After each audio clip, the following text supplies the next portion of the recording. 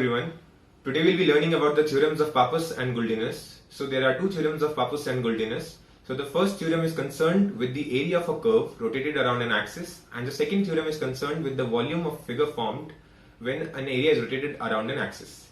So the main concept that is used in the Pappus and Guldinus theorems is the concept of centroid. So what is a centroid? I guess you all are aware about the concept of centroid, so I'll give you a brief explanation. So a centroid is the average of all the points in a regular shape. So for example, in a straight line the centroid will be its midpoint. For a triangle it will be the point of intersection of all the medians. For a rectangle and a square it will be the point of intersection of the diagonals, and for a circle it will be the center point. So now let's look at the centroids of some general figures.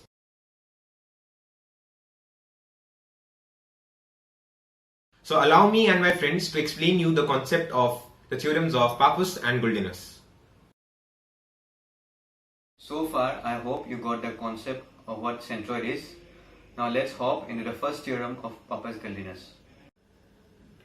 So the first theorem states that the surface area of an object formed by rotating a curve about an axis equals to the length of the curve multiplied by the distance covered by the centroid during the rotation about the axis. So area is equal to length of the curve multiplied by distance covered by the centroid during its rotation.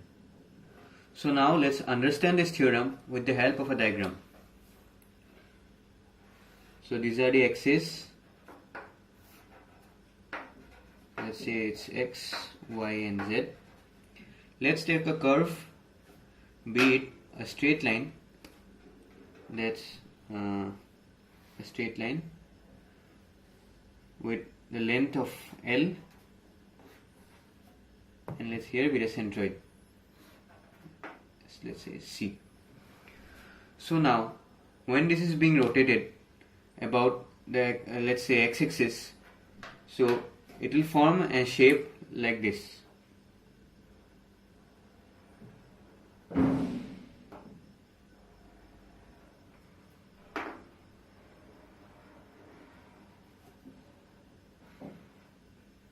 So this is the rough shape of how it will form.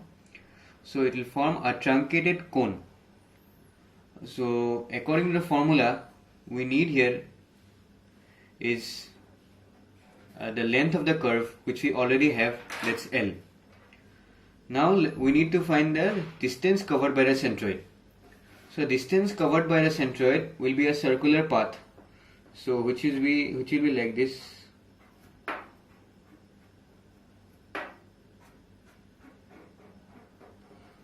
So we need the circumference of this circle. So for circumference we know that it's twice pi r. Now we already have twice pi, but we need r, and L is already there, which is required in the formula. So we need r. The radius of this circle, the circumference, will be equal to the y coordinate of the centroid, which is, let's say, small y. So let's hop into the formula, which says that area, let's represent it by A, is equal to length of the curve, which is L, multiplied by the distance covered by the centroid, which is the circumference of the circle. So it will be twice multiplied by the radius, which is y. So multiplied by y. So this is the first theorem of Pappus Guldinus. By now you have gone through theorem 1, so let's put it into work.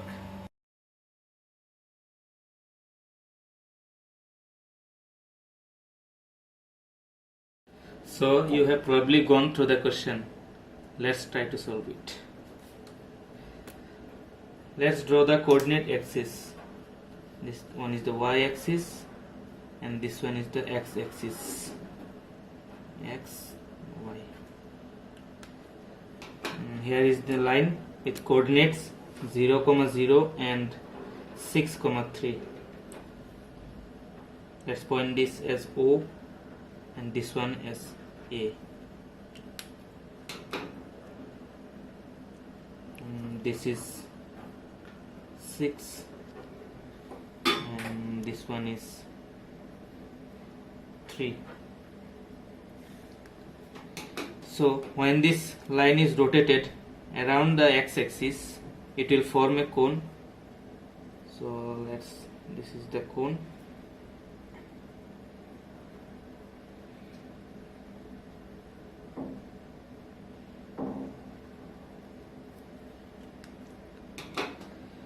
So according to Pappus-Guldinus theorem, area of the surface of revolution is given by A equals to length of the curve. Here the curve is a straight line, so it will be L into the length of the circular path covered by the centroid. So the centroid is probably here. So this one, let's put it as C. So the length of the centroid will be the midpoint of this line.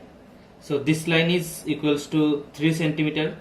So length of the centroid will be 1.5 centimeter.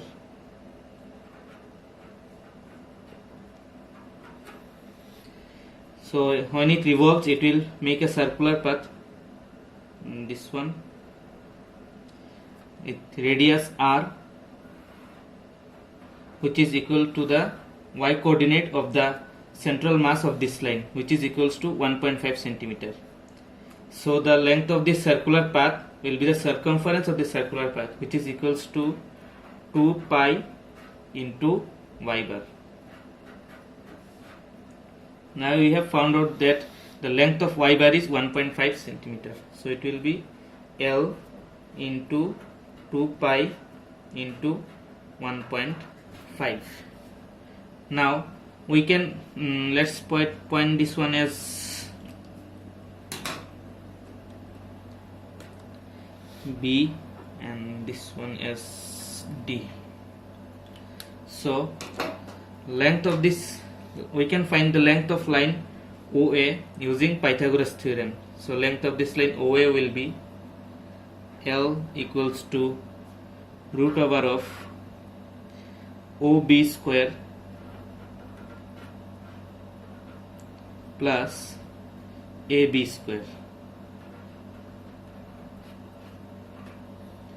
So OB square is 6, so it will be 6 square plus AB is 3, so it will be 3 square.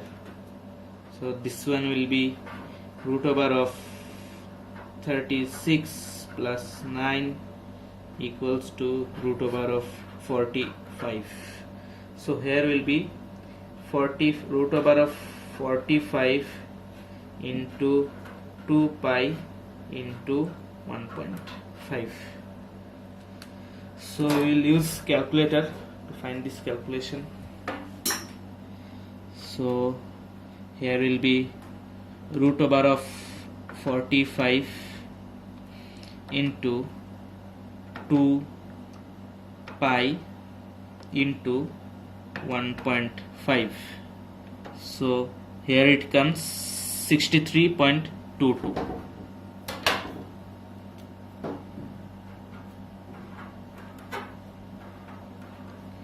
Hence the area of the surface of revolution is 63.22. So by now you must have understood the first theorem of Pappus-Guldinus and its application by means of an example. So now I am going to explain second theorem of Pappus-Guldinus. So let's see. Second theorem of Pappus and Guldinus. Okay. So it says that the volume of the body found by rotating an area about an axis is equal to the area multiplied by the distance covered by the centroid during the rotation. Okay, so main statement of the theorem is that volume is equal to the area multiplied by the distance covered by the centroid during the rotation. So we can write the basic formula, that is volume is equal to the area into distance covered by centroid during rotation. So it is our basic formula for this theorem. Okay, so now we will understand it by help of a diagram. Okay, so let's see. Let's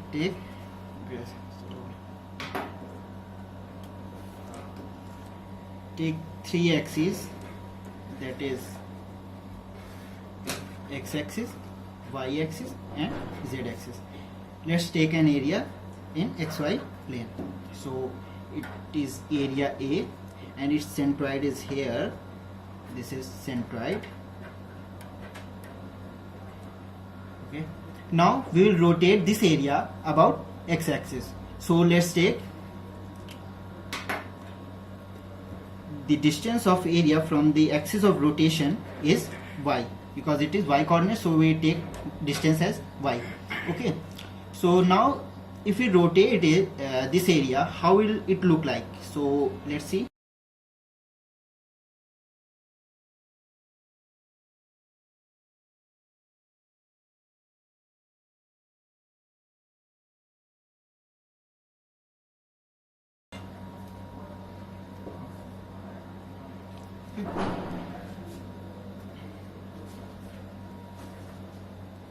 So this will be the volume formed by the rotation of this area. Okay, so it will look like a hollow cylinder. So now our task is to find the volume of this hollow cylinder formed by the rotation of this area. Okay, so according to Pappus Guldinus theorem, volume can be found by area into distance covered by centroid during the rotation. So our first task is to find the distance covered by centroid during rotation. So let's see. During rotation, centroid will, okay, centroid will move like this.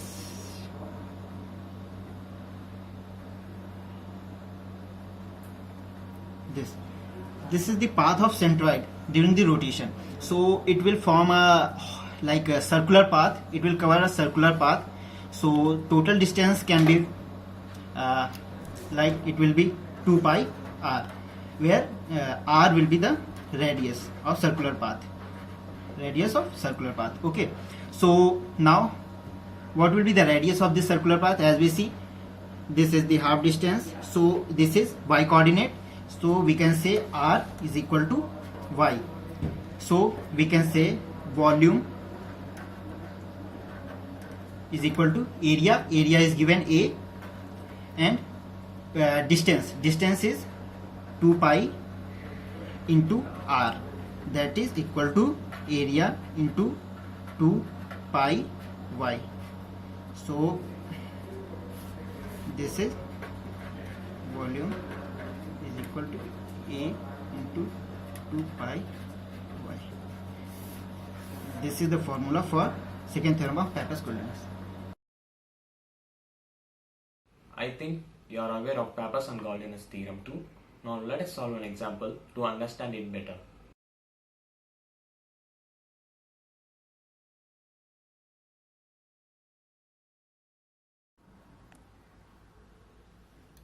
Now we have gone to the question, and now we are going to find the volume using Pappus and Guldinus theorem.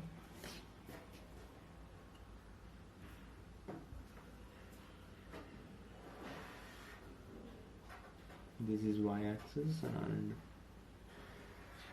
this will be the x-axis.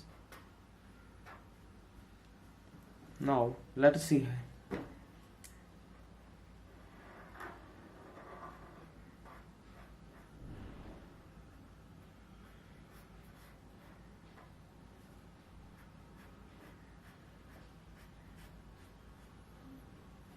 This is 5 and this is 10. And this is the radius of the circle, that is r is equals to 3 centimeters, and this is 10 centimeters.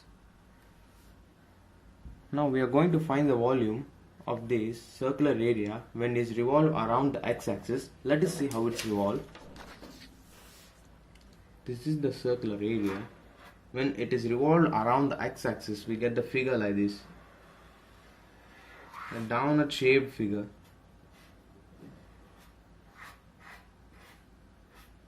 In this way, a downward shaped figure in this way. So this is the cross section of that.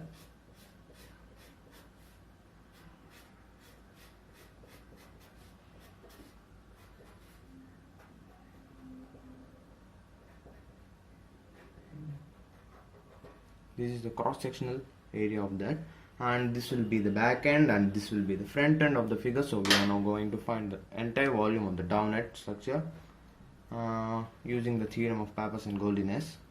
The theorem tells us that volume can be found by the area of the face that is revolved around the x-axis, that is A, multiplied by the times of the distance between the center of mass of the centroid of the path that is revolved, that is in the circular path, so that is 2 pi, multiplied by the radius of the circle, that's the entire downward, that is this, from this point to this coordinate, this is y ordinate. This y ordinate will be the y ordinate of the centroid of this circular area. So y bar is equals to 10 centimeters. So it will be easy to understand, multiplied by this distance. The area of the circle is pi r square multiplied by 2 pi, and y bar 10 centimeter, pi into 3 centimeter whole square multiplied by 2 pi into 10 centimeter. Let's use the calculator to solve this. So pi multiplied by 3 square multiplied by 2 pi multiplied by 10 is equals to 1776.52 centimeter cube, which gives us the volume of the downward shaped structure using the theorem Pappus and Guldinus.